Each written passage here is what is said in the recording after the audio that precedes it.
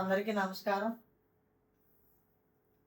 స్త్రీకి ఆభరణాలు అందాన్నిచ్చినట్లే, మనిషికి కొత్త వస్త్రాలు అందాన్నిచ్చినట్లే, కావ్యానికి అలంకారాలు అందాన్నిస్తాయి. ఈ అలంకారాలు 2 విధాలు: శబ్దాలంకారాలు, అర్థాలంకారాలు. ముందుగా అర్థాలంకారాన్ని గురించి తెలుసుకుందాం.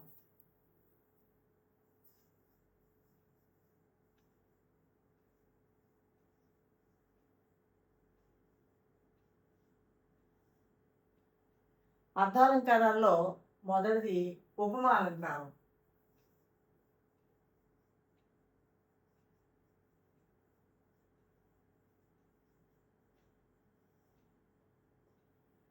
ఉపమ అంటే ఉపమేయానికి ఉపమానంతో సాదృశ్యాన్ని చెప్తే అది ఉపమా అలంకారం.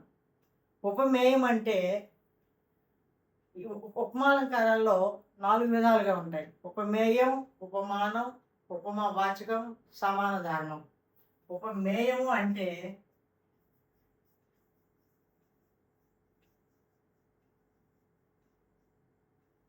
పోల్చే వస్తువు.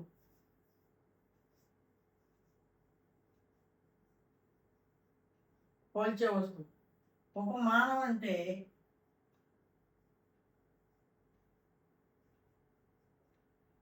పోలికగా తెచ్చుకున్న వస్తువు.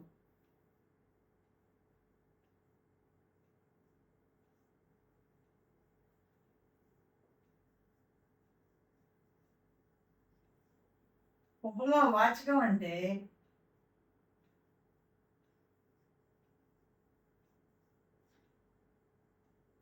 వలె, అట్లు, రీతి, ఆ విధంగా, ఇలాంటి మాటలు. సమాన ధర్మం అంటే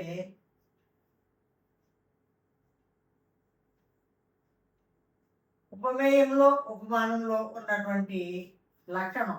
ఇప్పుడు చూద్దాం.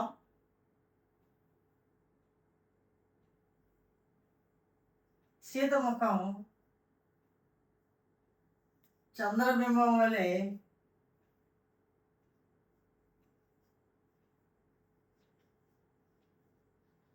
ప్రకాశవంతంగా ఉంది. ఇక్కడ సీతముఖం ఉపమేయం, సీతముఖం ఉపమేయం, ఉపమానం చంద్రబింబం. ఉపమా వాచకం వలె, సమాన ధర్మం ఏమో ప్రకాశవంతంగా ఉండడం. సీతముఖం చంద్రబింబం వల్లే ప్రకాశవంతంగా ఉంది. ఇప్పుడు ఆ వాక్యాన్ని ఆమె బాగుంది, ఆ అమ్మాయి బాగుంది అనేదానికున్నో ఆ అమ్మాయి అప్సరసలాగుంది అనేదానికి తేడా ఉంటుంది. అందుకని అక్కడే భాషకి అందం వస్తుంది. కాబట్టి సీతముఖం ఎదురుగా ఉన్న వస్తువు, మనకు అందుబాటులో ఉన్న వస్తువు. అందుబాటులో లేనిది చంద్రబింబం. ఎదురుగున్న వస్తువుని ఎక్కడో ఉన్న వస్తువుతో పోలుస్తామో అది పోలిక, ఉపమా అలంకారం. వలె అనేది వలె, అట్లు, ఆ విధంగా ఉంది, ఆ రీతిగా ఉంది, అలా అనేటటువంటి మాటలు ఉపమా వాచకాలు. సమాధానం. మరి రవి చొక్క తెల్లగా మల్లెపువ్వు వలె ఉంది. రవి ఉపమేయం, చొక్కా ఉపమానం. తెల్లగా ఉండడం అనేది సమాన ధర్మం. మల్లెపువ్వు తెల్లగా ఉంటుంది, వాటి చొక్కా కూడా తెల్లగా ఉంది. అలాగా చెప్పేది ఉపమా అలంకారం. రెండవది రూపక అలంకారం.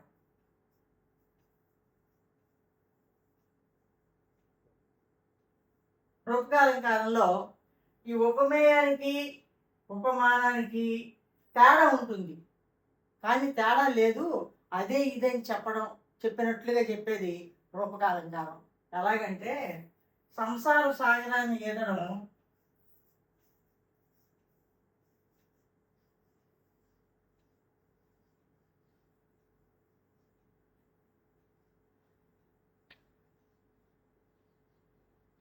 చాలా కష్టం. ఇక్కడ సంసారం ఉపమేయం, సాగరం ఉపమానం. ఈదడం సమాన ధర్మం.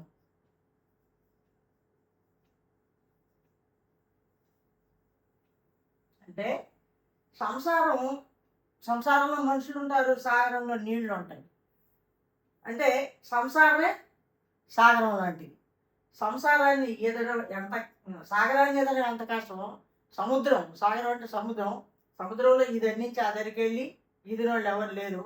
దీన్ని ఈదడం ఎంత కష్టమో సంసారాన్ని ఈదడం కూడా అంతే కష్టం. ఎలాగంటే ఇప్పుడు బాబు పుట్టగానే వాడికి 21 రోజు బారసాలు అంటారు, అన్నప్రాసన అంటారు, ఫస్ట్ బర్త్డే అంటారు, స్కూల్లో చేరుస్తారు, కాలేజీలో మళ్ళీ వాడికి జాబ్ వస్తుంది. వాడు కూడా మళ్ళీ అదే చక్రం వాడి జీవితంలో తిరుగుతూ ఉంటుంది, రిపీట్ అవుతుంది. కాబట్టి ఆ తర్వాత పిల్లల ఫీజులు, జబ్బులు రావడం, భార్య ఒక నెక్లెస్ చేయించండి అంటాం, సైకిల్ అమ్మి స్కూటర్ అమ్మి కారు కొందాం అనడం, అదైన తర్వాత ఒక ఇల్లు కట్టుకుందాం అనడం, ఈ విధంగా చేసుకుంటూ పోయేసరికి రిటైర్మెంట్ స్టేజ్ వస్తుంది. అందుకని అంటారు, బాధ కలిగినప్పుడు ఈ సంసారాన్ని నేను ఈదలేను, ఈ సంసారాన్ని సాగరమైన ఈదొచ్చు కానీ సంసారాన్ని ఈదలేవురా అని చెప్పేటటువంటి సందర్భాలు ఉన్నాయి. అందుకని ఉపమేయానికి ఉపమానానికి భేదం ఉన్నా లేదు. సాగరం ఎదడం కష్టమే, సంసారం ఎదడం కష్టమే అని చెప్పడం ఇది రూపకాలంకారం. ఇంకా పోతే ఉత్ప్రేక్ష ఉంది. ఉత్ప్రేక్ష ఉపమేయాన్ని ఉపమానంగా ఊహించుకుంటే అది ఉత్ప్రేక్ష. ఎలాగంటే నగరమునందుల మేడలు ఆకాశాన్ని తాకుతున్నవా అన్నట్లు ఉంది, ఇది ఉత్ప్రేక్ష. ఆ నగరమునందుల మేడలు ఆకాశాన్ని తాకుతున్నవా అన్నట్లుంది. ఊహించుకోవడం, ఉపమేయాన్ని ఉపమానంలాగా ఊహించుకోవడాన్ని ఉత్ప్రేక్ష అలంకారం అంటారు. ఇదే అదా అన్నట్లుగా ఇక్కడ నగరంలో మేడలు ఉపమేయం మన ఎదురుగా ఉంది, పోలుస్తున్నాం. ఆకాశం ఉపమానం.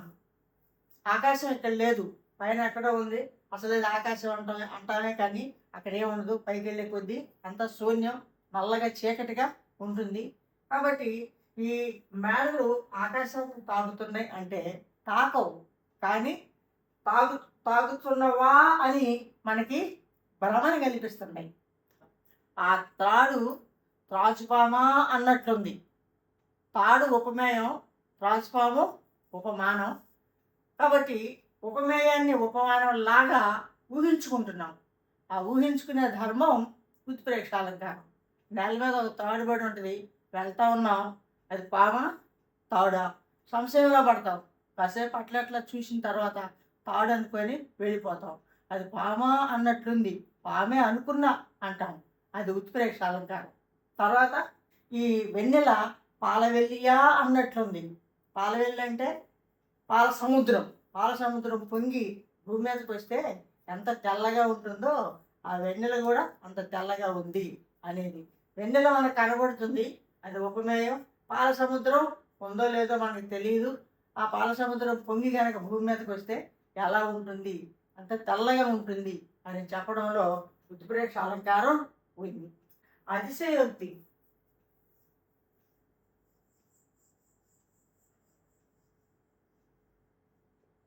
అతిశయోక్తి అంటే అతిశయంగా చెప్పడం, గొప్పలుగా చెప్పడం. ఎలాగంటే ఉపమేయంలో ఉన్న ధర్మాన్ని అతిశయించి ఉపమానంతో ఎక్కువగా కల్పించి చెప్పడం, దాన్ని అతిశయోక్తి అలంకారం అంటాం. ఎలాగంటే ఎగ్జాంపుల్ తీసుకుందాం.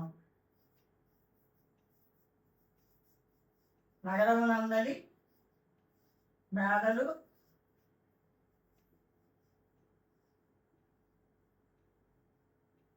ఆకాశాన్ని తాకుతున్నాయి. ఇంకా అక్కడ డౌట్ లేదు, నగరంలో మేడలు ఆకాశాన్ని తాకుతున్నాయి. నిజంగా తాకవు, కానీ తాకుతున్నాయి అని చెప్పడం అతిశయోక్తి అలంకారం. తర్వాత ఆమె జడ రాచుకోవడం వల్లే నల్లగా పొడవుగా ఉంది. అది జడ పొడవుగా ఉందని చెప్పడం వేరు, ఆ విధంగా చెప్పడం వేరు. తర్వాత ఐదవది స్వభావోక్తి. స్వభావోక్తి ఒక వస్తువు యొక్క ధర్మాన్ని ఉన్నట్లుగా చెబితే అది స్వభావోక్తి అలంకారం. వస్తువు యొక్క ధర్మాన్ని, గుణాన్ని, దానిలో ఉన్న విశేషాన్ని ఉన్నట్లుగా చెబితే స్వభావోక్తి అలంకారం. ఎలాగంటే వనమునందలి లేళ్ళు రెక్కించిన చెవులతో బిత్తర చూపులతో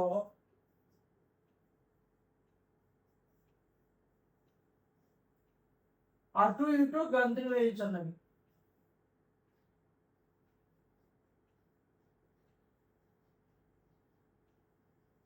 గంతులు వేయుచున్నవి. చూద్దాం. వనము అంటే అడవి. అడవిలో లేళ్ళు రిట్టించిన చెవులు బాగా ముందుకు పెట్టి బెత్తర చూపులతో ఎవరైనా వస్తున్నారేమని చెప్పేసి అటు ఇటు భయంతో బెత్తర చూపులతోటి అటు ఇటు తిరుగుతున్నాయి. అందులో మనం చెప్పేదేమి లేదు, ఉపమేయం లేదు, వలి అని పోల్చడం లేదు, తర్వాత రూపకాలంకారం లేదు, అభేదం చెప్పడం లేదు, తర్వాత ఉత్ప్రేక్ష లేదు, ఇదే అదే అని ఊహించుకోవడం లేదు, తర్వాత అతిశయోక్తి అంటే గొప్పలుగా చెప్పడం కూడా లేదు. ఉన్నట్టు చెప్పేది స్వభావోక్తి అలంకారం. తర్వాత శ్లేషాలంకారం.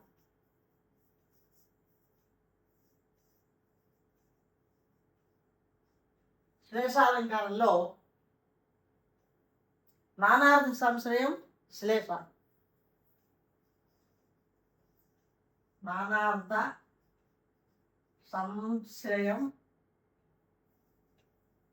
శ్లేష అంటే ఒక మాటకి 2-3 అర్థాలు ఉంటాయి. ఒక సందర్భంలో ఒక అర్థం తీసుకోవచ్చు, ఇంకో సందర్భంలో ఇంకొక అర్థం తీసుకోవచ్చు. అర్థాలు ఏం మారవు. కాబట్టి ఈ అనేక అర్థాలతో వచ్చేటటువంటిది శ్లేషాలంకారం. ఎలాగైతే చూద్దాం. రాజు కువలయానంద కరుడు.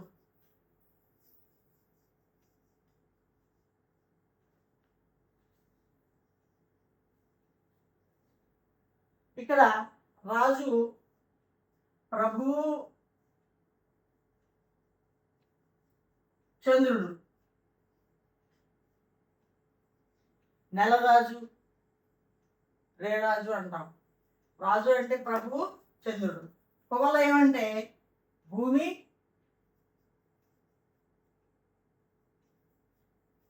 కలుపు.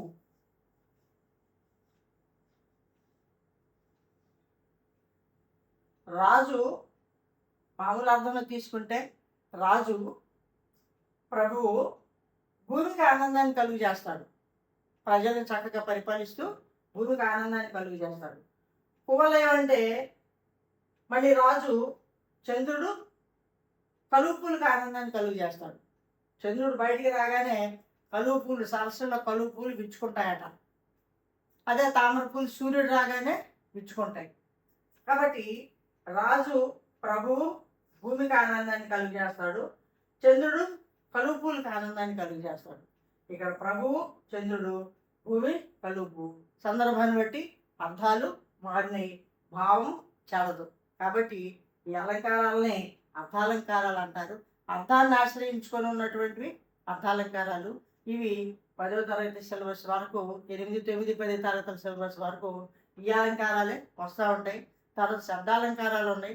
రకరకాలైనటువంటి శబ్దాలతోటి, రకరకాలైనటువంటి అర్థాలతోటి చదవటానికి కూడా అవి ఇంపుగా ఉంటాయి. అవేమో ఇంటర్మీడియట్, BA డిగ్రీ తరగతుల్లో చెప్పడం జరుగుతుంది. కాబట్టి మనం ఇంతవరకు నేర్చుకుంటే చాలు.